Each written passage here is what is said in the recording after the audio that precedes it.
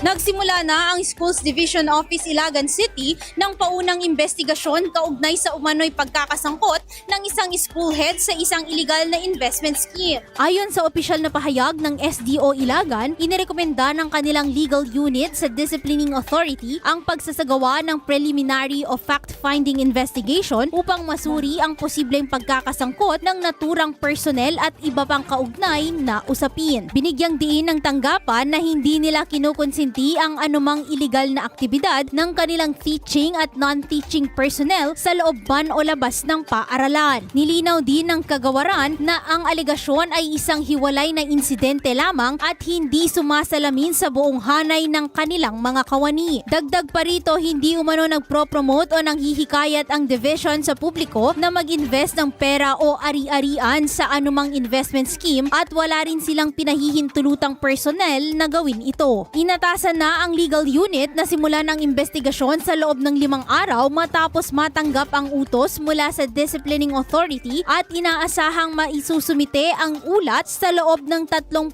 araw alinsunod sa DepEd Order No. 49 Series of 2006. Siniguro naman ang SDO Ilagan sa publiko na kanilang tututukan ang usapin upang matiyak ang katotohanan at mapanatili ang integridad ng kagawaran. Para sa IFM News, ako si Idol Zarina Franco. Idol! IFM News.